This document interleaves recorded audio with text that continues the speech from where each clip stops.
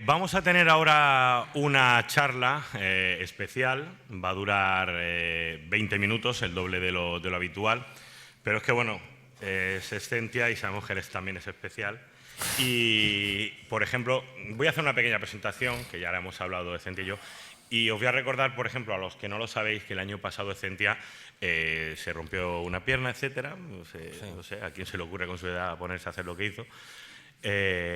Hacer deporte. Gente. Decían que era bueno para la salud. Decían que era bueno. Hay tantas cosas. Él sabe que dicen tantas cosas que son buenas y luego no. Y no se operó a propósito porque hubiera perdido la oportunidad de venir el año pasado aquí. Dice, voy a esperar a que me operen a venir. Este año, esta charla que vais a ver, le ha costado 2-3 viajes, una media de 2.000 kilómetros en tren. Hasta que tengamos el motor Warp, él va en tren. Es de Murcia. Es de Murcia. Ha hecho varios viajes solo para preparar exclusivamente esta charla. Se ha hecho 2.000 kilómetros. En 2 viajes dice su mujer que tú me estás engañando. No, tú estás haciendo algo raro porque esto... Y como siempre, bueno, sabéis que él nos quita un montón de patrocinadores cada vez que habla. Y, sin embargo, esta charla es muy probable que os sorprenda, como nos ha sorprendido a los que ya lo conocemos, a José Manuel López Nicolás. Con todos ustedes, Exscientia.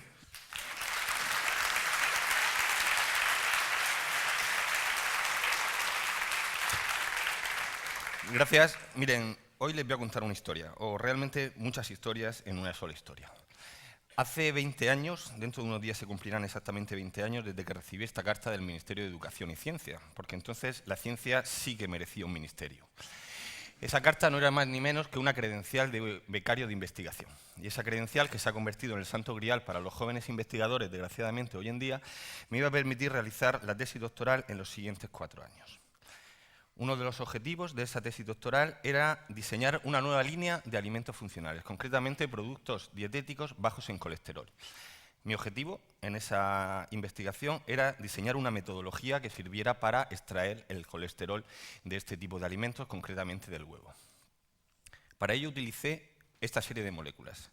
Moléculas son muy sencillas, solamente son unidades de glucosa. La particularidad que tienen es que están unidas formando un anillo, y ese anillo tiene la capacidad de introducir en su interior determinadas moléculas de alto valor biológico. ¿Con qué objetivo? Pues bien para proteger ese compuesto que introducimos en el interior y diseñar, por ejemplo, algunos fármacos que permitan, al ser protegido, llegar intacto al sitio del organismo donde quiere realizar su función, o bien extraer compuestos tóxicos de algunos productos, como podía ser el colesterol de los huevos. Durante 4 años me pasé haciendo lo que ahora llaman peyorativamente la investigación básica de ese tipo de experimentación. Mi objetivo era encontrar cuál era el mejor tipo de ciclodestrina para extraer el colesterol, a qué pH, a qué temperatura realizaría bien su trabajo. Diseñé ciclos, formulé hipótesis, fórmulas, todo lo que ven ahí. La investigación básica, incluso sorprendentemente, fue publicado en algunas buenas revistas del campo de la bioquímica. ¿Y qué ocurrió? Ocurrió que a los 4 años apareció y pude presentar esa tesis de infumable título, como pueden ver ahí. Bien, esa tesis para mí fue un orgullo. Fue un orgullo, pero luego empecé a dudar de ella. ¿Por qué? Porque la investigación básica jamás generó una investigación aplicada y los huevos bajos en colesterol no se elaboraron a nivel industrial. Y yo empecé a dudar. Incluso cuando escuché a algunos amigos que te decían aquello de que sí, que realmente había perdido el tiempo. Había perdido el tiempo porque nunca, todo el trabajo de 4 años, no se había traducido en nada. Incluso hubo quien me dijo, un gran amigo, me dijo que había tirado el dinero público, que me había llegado a través de las becas de investigación y a través de los proyectos a los que estaba asociado. ¿Y qué ocurrió? Que en ese momento, y como me había afectado porque estuve, se me acercó mi jefe. Y mi jefe me cogió y me dijo, adelantándose al tiempo, él sabía lo ministro que iba a ver posteriormente, me habló de algo. Y me habló de la falacia de la investigación rentable. Y mi jefe, lo que me comentó, dijo, mira, José, para que determinados experimentos puedan ver la luz, tienen que haber debajo de ellos muchísimos otros experimentos que nunca verán la superficie, pero que ayuden a sustentarlo. Incluso experimentos que salgan negativos, y todos ellos sumarán para que algo vea la luz. A mí aquello me gustó. Me gustó, pero es que además me dijo, José, voy a ir un poquito más allá. Y me habló de Newton. Y él me dijo que Newton, cuando empezó a entender el movimiento lunar, ni se le podría imaginar por la cabeza su importancia, los satélites de comunicación, en la carrera espacial, ni nada. Y me habló de Fleming. Y él me dijo que Fleming descubrió la penicilina en 1929. Y en ese momento, incluso por la comunidad científica, la penicilina fue un descubrimiento banal, sin ninguna importancia. Pero todo el mundo sabe la importancia que tuvo en la Guerra Mundial. Y me dijo algo de este señor, de Santiago Ramón y Cajal, el mismo que ahora mismo se estará revolviendo en su tumba cuando sepa lo que está ocurriendo con los contratos que llevan su nombre. Y me contó esa frase: cultivemos la ciencia por sí misma, sin considerar por el momento las aplicaciones. Estas llegan siempre, a veces tardan años y a veces siglos. Y mi jefe añadió, y si no llegan, no pasa nada. Digo, pero ¿cómo que no pasa nada? Y todo el dinero que hemos invertido durante estos años en la investigación, y me dijo una frase que me dejó helado, pero que ahora comparto. Dijo eso: la inversión en ciencia es una falacia. ¿Y por qué es una falacia? Porque la inversión va asociada, casi siempre, a rendimiento económico. Y buscar el rendimiento económico inmediato en ciencia es absurdo. En ciencia no se invierte, en ciencia se gasta. ¿Y hay que gastar en ciencia? Por supuesto, me dijo que había que gastar en ciencia. ¿Por qué? Porque la ciencia mata la curiosidad del científico, y la curiosidad genera conocimiento. Porque la ciencia podría ayudar a desarrollar productos que sí que den rendimiento económico, pero solamente podría, sin ser el objetivo primordial. Y porque la ciencia ayudará a formar sociedades más exigentes. Y de esas sociedades exigentes, seguro que saldrán verdaderas personas que puedan conducir a la ciencia a un sitio muy distinto al que le han llevado los actuales dirigentes. Aquello me caló, y realmente sí que creo que la inversión es una falacia en ciencia, pero lo que hay que hacer es gastar en ciencia sin esperar nada rápidamente económicamente. Pero a mí siempre se me quedó clavado el tema de los huevos bajos en colesterol. Hasta que 20 años más tarde de empezar aquella investigación, estando en Twitter, leí este tuit de Juanjo Gómez, uno de los mejores divulgadores de este país, murciano, por supuesto, y Juanjo, en ese tuit, hablaba de la hidroxipropil beta-ciclodestrina, y lo relacionaba, que era la molécula que habíamos elegido antes, y la relacionaba con dos mujeres, con Natalia y Carmen María Alarcón. Y yo no tenía ni repajonera idea quién eran Natalia y Carmen María Alarcón. Natalia es esa niña. Natalia es una niña murciana que tiene 4 años, exactamente los mismos que cumplirá mi hija dentro de una semana. Natalia es una niña muy conocida en Murcia y muy conocida fuera de Murcia. ¿Por qué? Porque Natalia tiene una enfermedad rara. Una enfermedad rara, según la Organización Mundial de la Salud, son aquellas enfermedades de prevalencia baja, 5 de cada 10.000 nacimientos. Existen aproximadamente 7.000 enfermedades raras, de las cuales el 80% es de origen genético. Pues bien, ese tipo de enfermedades raras, que nos parecen tan extrañas, ya afectan a 3 millones de españoles. A 3 millones de españoles. ¿Y qué enfermedad rara tiene Natalia? Tiene una enfermedad que se llama Niemann-Pick tipo C. La enfermedad de Niemann-Pick tipo C es una enfermedad que lo que ocurre es que hay una mutación de los genes que codifican unas proteínas que están relacionadas con el transporte lipídico, ¿vale? Entonces, ¿qué ocurre? Que al estar esas proteínas no se pueden codificar correctamente, se almacenan los lípidos en determinadas partes del organismo, con efectos muy tóxicos. Se almacena en el bazo, se almacena en el hígado, se almacena en el cerebro, y da lugar a una serie de síntomas. Síntomas como los que tienen ahí: torpeza, ataxia, disfagia, cataplegia, epilepsia, etc. Lo grave también de este tipo de enfermedad es que incide de una forma, en muchísimos casos, mortal en niños de muy corta edad. A Natalia, sus padres le descubrieron este tipo de síntomas a los pocos meses de nacer. Sin embargo, no fue, sorprendentemente, hasta los 2 años cuando le diagnosticaron que tenía este tipo de enfermedad. ¿Por qué? No lo sé. Pero la respuesta que le dieron a los padres fue que no se sabía prácticamente casi nada, que la investigación era casi nula en este tipo de enfermedad y que, con esas palabras, lo único que podían hacer era esperar. Y en ese momento entra a formar parte de esta historia que les estoy contando la segunda mujer protagonista de ese tuit. La segunda mujer es Carmen María Alarcón. Carmen María Alarcón es la madre de Natalia. La madre de Natalia ha hecho una lucha como la que estoy absolutamente convencido que haríamos cada uno de nosotros por su hija. Lo que pasa es que ella ha llegado lejos. Ha llegado a programas de televisión muy conocidos, como los que ven ahí. Ha llegado a las autoridades políticas regionales, al Congreso de los Diputados, organiza eventos, absolutamente de todo, por intentar ayudar a su hija. Pero aquí estamos en un evento de divulgación científica. Y lo que más me ha sorprendido a mí de esta mujer, de las veces que he ido a hablar con ella, de los viajes, como comentaba Javi, es que sabe de la enfermedad casi tanto como muchísimos especialistas. ¿Y qué es lo que hizo? Pues metiéndose en el origen de la enfermedad, se encontró que en Estados Unidos habían dado un tratamiento a dos niñas gemelas que tenían la misma enfermedad, Niemann-Pick tipo C. Cuando se enteró de ello, Carmen María lo que hizo fue intentar que algún hospital en España le diera ese tratamiento a su hija de 4 años. Llamó a la puerta de muchísimos hospitales, la mayoría de ellos se la encontró cerrada porque no se atrevían con ese tratamiento. Hasta que uno dijo que sí, del Hospital de la Zarzuela, en Madrid. Lo que ocurría es que, para ello, la condición que le pedían era que la madre de Natalia consiguiera de la Agencia Europea del Medicamento la autorización para poder darle ese tratamiento, porque era la primera vez en Europa que se le iba a poder dar a una niña. Lo hizo y, sorprendentemente, lo consiguió ella sola y con ayuda de poca gente.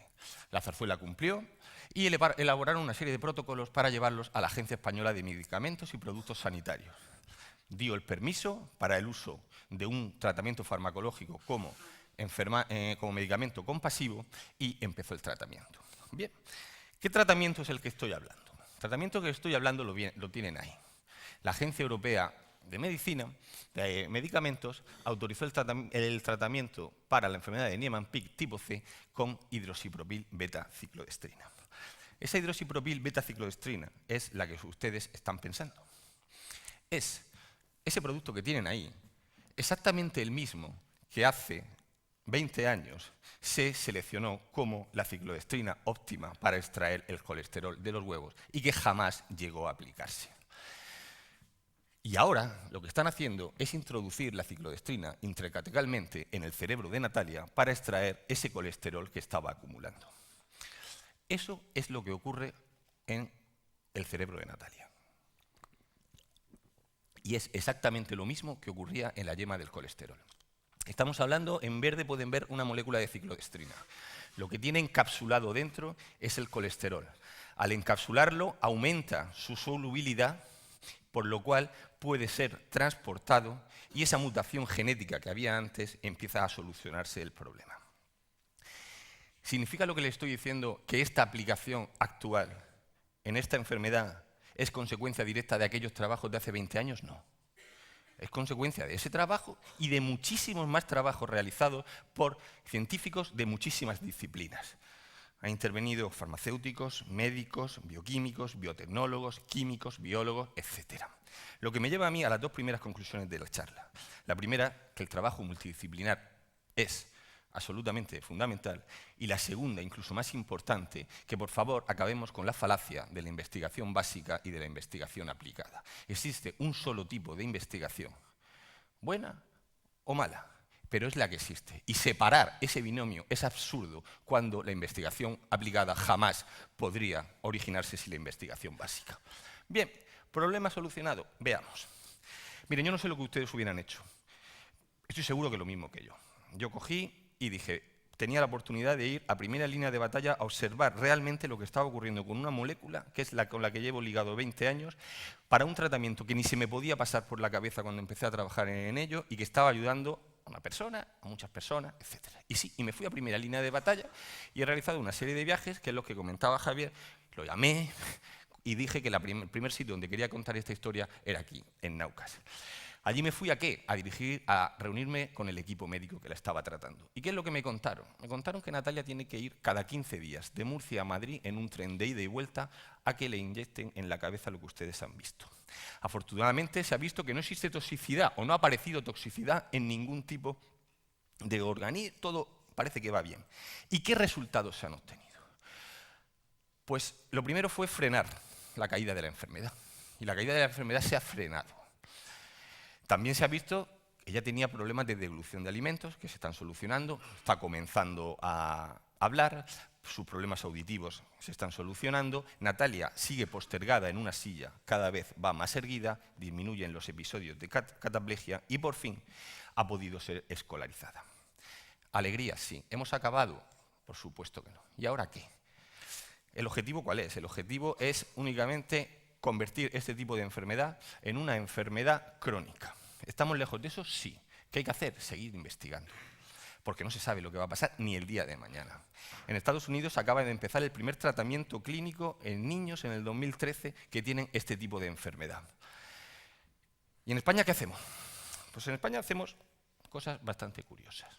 Miren, estoy absolutamente de acuerdo, es absurdo plantearnos esto, estoy en contra de los recortes en investigación, lo que no quiere decir que esté a favor del discurso lacrimógeno que a veces damos por parte de la ciencia.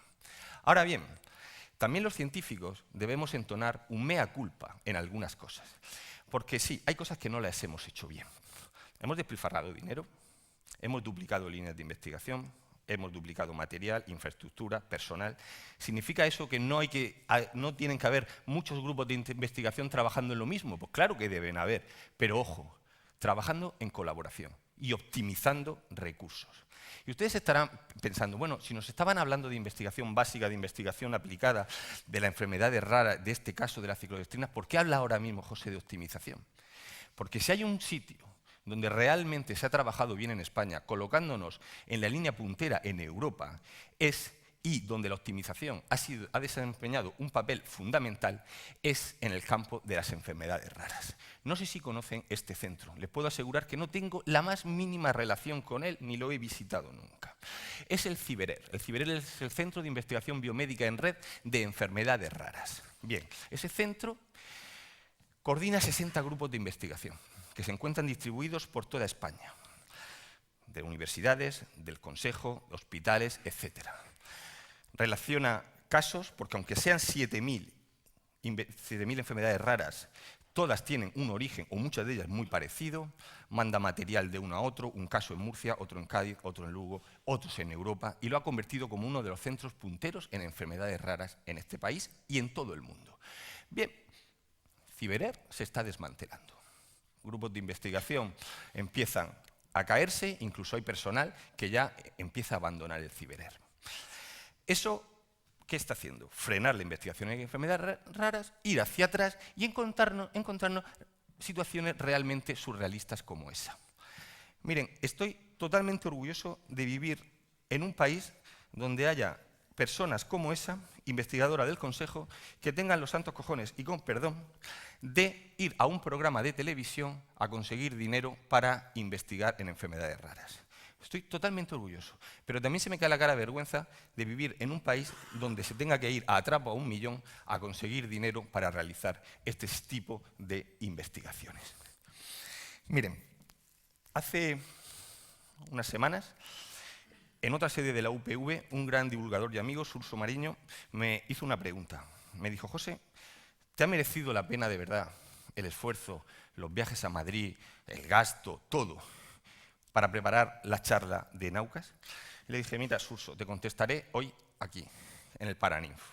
Dejando al lado los aspectos profesionales, les puedo asegurar a Surso y a todos ustedes que haber podido comprobar in situ cómo una investigación realizada hace 20 años, que pareció caer en saco roto, que fue incluso desprestigiada, como pasa muchísimo, puede estar sirviendo para ayudar a aumentar la calidad de vida de una niña y para también ayudar a esos padres a los cuales se le dio la callada por respuesta y no se sabía nada, no podían hacer otra cosa que esperar, ha sido la mayor satisfacción de estos 20 años. Incluso desmontar la falacia de la investigación práctica y aplicada. Sin embargo, desde el punto de vista del binomio ciencia-sociedad, a la hora de preparar esta charla, me ha servido para reafirmarme también en algo que llevo pensando durante mucho tiempo. Tradicionalmente, hemos asociado la ciencia a descubrimiento, a análisis, a reflexión. Sin embargo, en los últimos años estamos asociando la ciencia a rendimiento inmediato, valores económicos, bienestar para toda absoluta la población. Creo que nos estamos equivocando. Creo que el discurso científico hay que cambiarlo en este sentido. O mejor dicho, hay que volverlo en ciertos aspectos a su origen. Creo sinceramente que debemos seguir generando la ciencia, seguir divulgando la ciencia, pero podríamos hacer un esfuerzo para volver a humanizar la ciencia. Les he contado durante estos 20 minutos un caso, o mejor dicho, una historia dentro de muchas historias en las cuales ni hay rendimiento económico, ni afecta a toda la población, ni se ven avances tecnológicos. Pero, sin embargo, les puedo asegurar que esta forma de ver la ciencia nos llevará muchísimo más lejos que el otro caso, porque realmente son raras, pero no invisibles. Muchísimas gracias a todos.